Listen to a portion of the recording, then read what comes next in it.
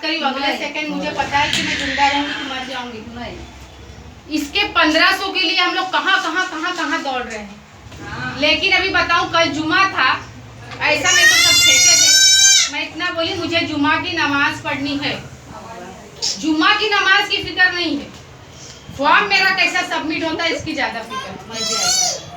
मेरी बात सुनो, एक बात ये सुनो, आखिरत में तुम्हारी सबसे पहले हिसाब कब्र में जाओगे तो नमाज का होगा, ठीक है। और अगर तुम्हारी नमाज मुकम्मल है तो आगे सारी चीजें तुम्हारी आसानी से हो जाएंगी। गलत बोल रही हूँ? मैंने कहा था हर शनिचर पे इस्तेमाल लूंगी, ग्रुप में डाला, सब कुछ डाला, कोई नहीं आता। अब सब मुझे इस तरह से घेर रहे हैं तो मुझे उस चीज की बहुत ज्यादा तकलीफ होती। मेरा क्या है, मुझे कुछ नहीं, मुझे खुशी है कि चलो किसी को 1500 रुपए आएंगे तो चलो कुछ काम हो जाएगा। लेकिन 1500 तुम कितने टाइम खाओगे, कितने दिन खाओगे? लेकिन अगर इस्तिमा में बैठोगे या नेक बातें सुनोगे, तुम्हारे आखिरत का ज़ख़ीरा रहेगा, आखिरत में तुमको काम देगा।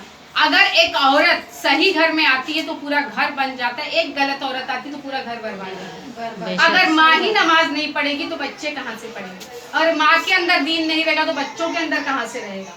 तो ये चीजें मैं देखती हूँ कि तुम लोग इतने परेशान हो, उसकी कोई गारंटी नहीं कि 1 महीना आएगा, 2 महीना आएगा, 3 महीना आएगा। लेकिन जो तुम नमाज पढ़ोगे उसका हिसाब तो किरामन कातिबीन बैठे वो तो लिख रहे हैं ना, वो तो बराबर हिसाब होगा ना। तुम्हारी अगर मौत होगी तो तुम्हारे रिश्तेदार सारे तुम्हारे कब्र तक आने वाले, उसके बाद हिसाब किताब तुमको अकेले को देना है। हम कितना भी सबके लिए मर रहे हैं, सब सही है, लेकिन अपने अमाल का हिसाब हमें खुद को अकेले को ही देना है। तो जिस तरह हम ये दुनिया कमाने के लिए बहुत परेशान है ना, उस तरह आखिरत कमाने की भी सोचो। कम से कम दीनदार अपने बच्चों को बनाओ। आज ये लाडली बहन योजना जो कुछ भी है, तुम लोग आज ये लेके निकलो 1500 रुपया, कितना देर चलने वाला तुम्हारा बाजार में? मुझे 500 रुपए लेके निकलते हैं ना, मेरे हिसाब से तो 100 रुपए का 5-10 रुपए की भी वैल्यू नहीं रखता आजकल। लेकिन कितने लोग हैं कि 5 वक्त नमाजी हैं, कितने लोग हैं जो अपने बच्चों को ताकीद देते हैं कि तुम्हें नमाज, इंग्लिश मीडियम के पीछे, इसके पीछे सब भाग रहे हो। दीन की तालीम देने के लिए बच्चों के पीछे परेशान हो कोई? कल को माँ से ही ये पूछा जाएगा कि तुमने बच्चों की कैसी तरबियत दी, कैसी तालीम दी। बाप से नहीं पूछा जाता, बाप कमा के लाता है, लेकिन एक औरत जब आती है ना, औरत से ये पूछा जाएगा कि तुमने अपने बच्चों की तरबियत कैसी दी, तो उसका वहाँ पे जवाब देना पड़ेगा। तो मेरा यही बोलने का मतलब है कि तुम्हें दीन कमाना है कि दुनिया कमानी है, क्योंकि ये जिंदगी तो मुख्तसर सिर्फ धोखे के सिवा कुछ भी, एक हसीन धोखा है दुनिया। बहुत तुम लोग को अच्छा लगता है, लेकिन एक हसीन धोखा है, और एक दिन ये सब खत्म हो जाना है। असली जिंदगी मरने के बाद शुरू होगी। तो तुम लोग आखिरत की भी उतनी फिक्र करो जितनी तुम दुनिया की फिक्र करते हो। ना वहाँ बाप काम आएगा, ना माँ काम आएगी, ना औरत काम ही, ना आदमी, ना कोई भी नहीं काम आएगा। पुल सिरात पे अगर बिजली की तरह गुजरना है तो अपने अमाल के ऊपर ध्यान दो। और सुनो, एक बात और समझ लो, अपने यहाँ जहाँ भी रहना है वहाँ के अपने डॉक्यूमेंट्स वगैरह अच्छे से क्लियर करके रखो। आइन टाइम पे प्रॉब्लम नहीं आना चाहिए, बरोबर। क्योंकि देखो, तुम लोग ये समझ लो, हमको अगर इंटरेस्ट होता तो हम पाकिस्तान चले जाते, लेकिन हमने इस मुल्क को पसंद किया क्योंकि यहीं पे पैदा हुए, यहीं पे हम दफन होने वाले। कोई हमको निकाल तो सकता है, लेकिन हमें भी ये चाहिए कि हम अपना, देखो एक बार हुजूर के पास एक सहाबी आया, उसने अपने ऊँट को बाहर ऐसे छोड़ दिया, बोला फी अमानुल्लाह। हुजूर ने फरमाया तुम्हारा ऊँट कहाँ है? तूने कहा कि बाहर चल रहा, अल्लाह के भरोसे से छोड़ा। बोले पहले वहाँ खूंटा लगा, उसको बांधो, और उसके बाद में फिर कहो फी अमानुल्लाह। खाना आता है तो हम ये क्यों नहीं डायरेक्ट बोलते कि हमारे मुंह में चला जाए, तब क्यों हाथ आगे बढ़ाते?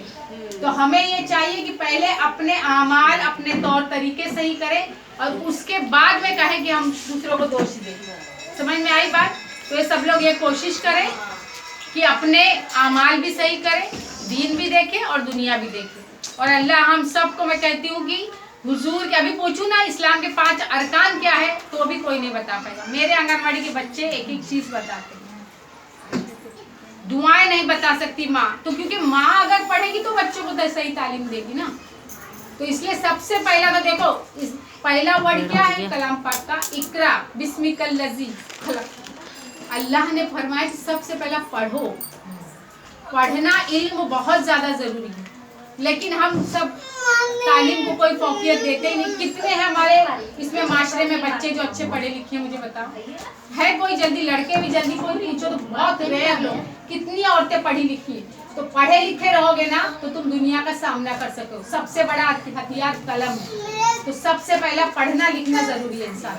तो ये चीज की कोशिश करो। आज तुम लोग कितना परेशान है, इसके उसके पास जाना पड़ता। अगर खुद पढ़े लिखे रहोगे तो हमें किसी का मुंह नहीं देखना पड़ेगा। आई बात समझ में? तो खुद भी पढ़ो बच्चों को। और पढ़ने की लिखने की कोई उम्र नहीं होती, कभी भी इंसान पढ़ लिख सकता है। तो पढ़ो लिखो, बच्चों को भी आगे बढ़ाओ और खुद भी आगे बढ़ो। तो इंशाल्लाह कोशिश करेंगे सबसे पहला सब लोग नमाज कायम करो, क्योंकि बेशक नमाज छुड़ाती है बेहयाई और नाशाइस्ता हरकतों से, और नमाज जन्नत की कुंजी है। तो अपनी दुनिया भी बनाओ और अपनी आखिरत भी बेहतर करने की कोशिश करो। इंशाल्लाह कोशिश करेंगे सब सगळे खड़े हो। सगळ्यांच्या हातात फॉर्म दे, एक फोटो काढून घे। चल सब लोग एक एक फॉर्म पकड़ो जे झालेले आहेत।